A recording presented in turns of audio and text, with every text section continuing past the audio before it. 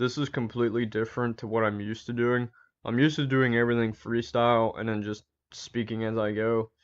But I had just for the sake of this video, I've scripted everything. I'm gonna put in my 2 cents in here and there, where I kind of go off script a little bit, but that's to be expected. You're probably sick and tired of the same old rehashed shit on YouTube about how video game companies are going woke and they're either going fully broke or in the beginning stages of going broke, like Mortal Kombat 11 and Dead or Alive 6. I'm not making this video to rehash this shit, though I will be referencing it quite a bit to provide evidence to my main point. The Western AAA gaming industry is in immediate danger of collapsing. Japanese games are excluded from this for the time being since they're a fortress of solitude from the radical SJW movement, and I'll say why in just a bit. You've probably heard of the process of going woke, going broke, but for those of you unfamiliar with the term because either you live under a rock somewhere in the Mojave, or you don't really follow this type of shit, which I get in all honesty is the key point, it's fucking exhausting sometimes, it's loosely defined as the following. When you put politics ahead of the quality of the narrative, looks, or whatever have yous in your game, and it suffers dramatically when your fans start to turn on you as well as other potential customers, all in the name of political activism, or other weird shit. The actual process starts off with listening to the SJW crowd and hearing their illegitimate demands under the guise of concerns about being all-inclusive, avoiding being triggering, and shooting the kids from adult content. Give me a fucking break. We all know the radical HJW grooms kids and supports child rape. Let's call a spade, you fucking pedophiles. We're all no fans of this shit, and we're all no fans of pedophiles like the left. And to say that you support fucking pedophilia, or you're just in it to laugh at the drama, like myself. This whole point ties into my main point, so just bear with me. The arguably second phase of this is to advertise yourself as being all-inclusive or censoring subjective material to cater to that SJW audience. Looking back at Battlefield 5, they did just that. Though they haven't bankrupted yet, they just lost a lot of potential customers and they didn't really make as much as they projected, all in the name of inclusivity. I'm a bit off track here, but when this phase kicks in, you're trying to reel in that SJW crowd to buy your game, and in turn, you end up alienating a massive portion of your fanbase.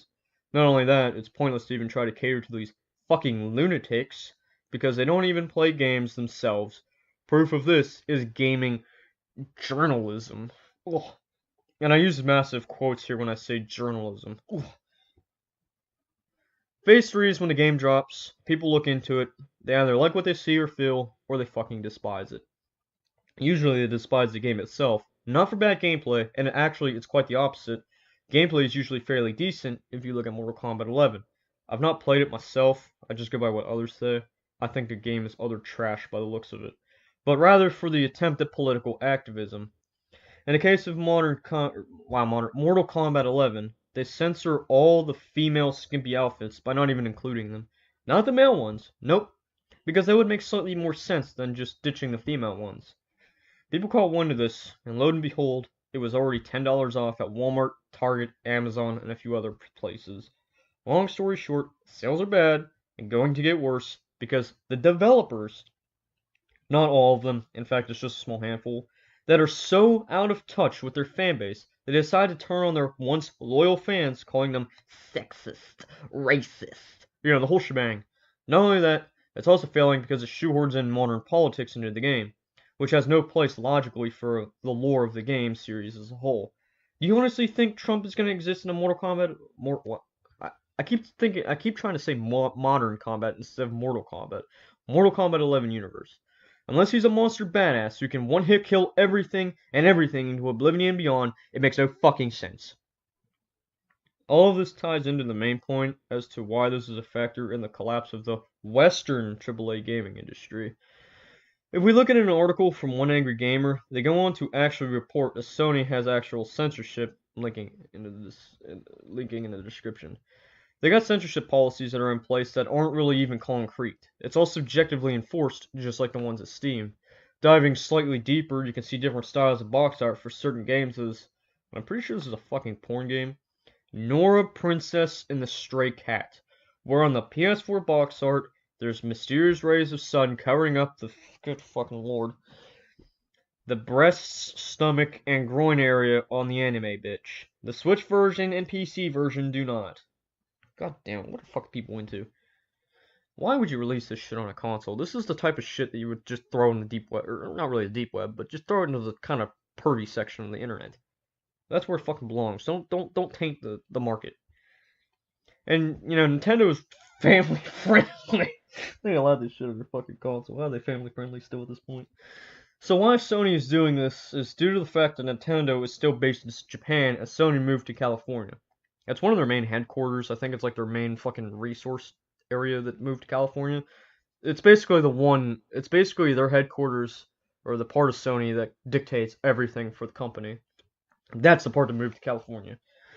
Now Sony says, and quote, so that creators can offer well-balanced content on the platform, and also that does not inhibit the sound growth and development. What the fuck does that even mean? Sound growth and development?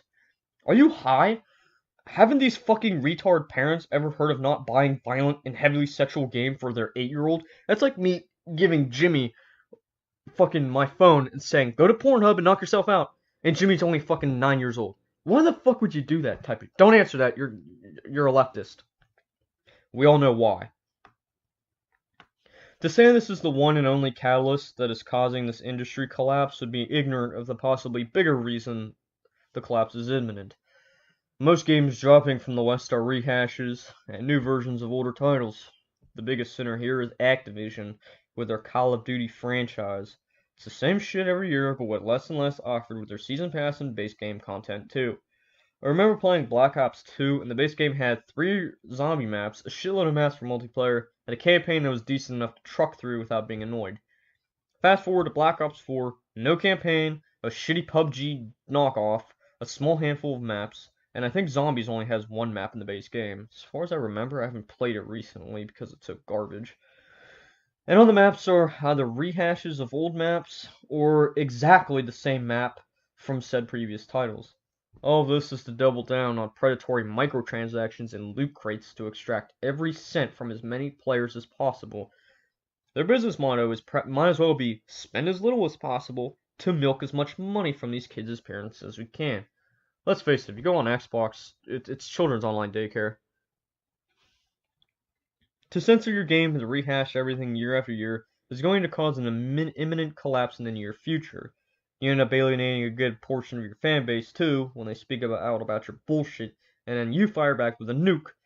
All this just to cater to a bunch of nobodies who won't even buy your shit game. Remember that restaurant in Australia that had that 10% or 15% man tax just because if you were a man? All the SJWs went and praised it, they promoted it, and then they said their goodbyes to it. And then none of them probably never even showed up to buy their shit food. This is the direct result of go woke, go broke. Indie developers are trying to enter the stagnant market face first, and some are coming out successfully. Bloodstained, which is a retro-based Castlevania-like game, which I think is made by the original Castlevania creator, but don't quote me on that. And that's one that comes to mind. It is possible with the right marketing, wisest spending practices, and overall exceptional quality that an indie game can turn a massive profit. Nevertheless, the stagnation will not end anytime soon, at least until the market collapses or there's a radical, massive shift in it. Remember how I said Japan was a fortress of solitude from the massive SJW movement in America and even Europe? The Japanese will continue to do what they do best, not give two shits what anybody thinks about their creations. Toshiro Nagoshi, and I'm pretty sure I butchered that, one of the many talented people who spawned the Yakuza series, said the following. Too much of the same thing is boring. There was always a lot of requests from different countries for business, but when it came down to it, to our own creativity, we have our own thing we want to do and say. I knew that if we listened to everyone, we would make no one happy. This quote is what the gaming industry as a whole should adhere to as a one golden rule when making games. But, alas, everybody in the West wants to cater to that retard autistic plague that is the SJW movement. We don't even play games, might I add. Now, Japan is not 100% protected from this movement. In fact, it may take much longer to make a foothold there and ruin everything they've done in the past. But from what I've seen and heard, it may be impossible since the SJW is shut down immediately upon even taking a breath. And this is a good thing. I'm not advocating against adding politics into your games. BioShock was one of the few games that had a political narrative, and it built a story, an entire world, and around that said narrative. And it did with such grace that some praise it to be one of the best games of all time. Maybe one of the best political games of all time, but you get the gist. It's one of the only few games that has a story that holds up, even today, and people are starting to actually replicate some parts of the story in real life with the SJW movement. But that's another argument for another day. I'm not also advocating for being inclusive. If you want to be inclusive, it has to make sense in your game's story for why the said character is there. You have to build them up to be likable and relatable, or hated and unrelatable. And it makes sense. I'm no story writer or anything like that, but it's literally one of the basic fundamentals to story narrative and writing that you learn back in elementary school. When you shoehorn in a bunch of diverse characters, and I use diverse loosely because diverse in the SJW sense is anything not white-skinned, you ruin your story if you haven't weakened it already. You end up with fans pushing back and developers out of left field trashing the fanbase. This is how franchises lose tons of money. Japan is the opposite of that. They only care about money and success. When they develop a game, and it's in the infant stage of being an idea, they pick a core target audience. I'm not saying gamers is a legitimate audience that's just being vague and stupid when it comes to gaming. You pick a certain demographic. For example, Japanese adult males. We're going to use Yakuza as an example. You make a game that caters to that crowd. If an American adult male want that game too, that adds to the profit. If an American girl wants to play the game, it also adds to the profit. When it comes down to it, it's all up to the individual and what interests them. You're always going to have oddballs that want your core demographic that end up liking your game. And I mean that in a good way, because that means you support a superior product over something garbage, like Mortal Kombat 11. This alone should open your eyes to what the AAA gaming industry in the West has become, if not already. Quite frankly, the end may be near, with Sony and Valve placing subjective censorship on games.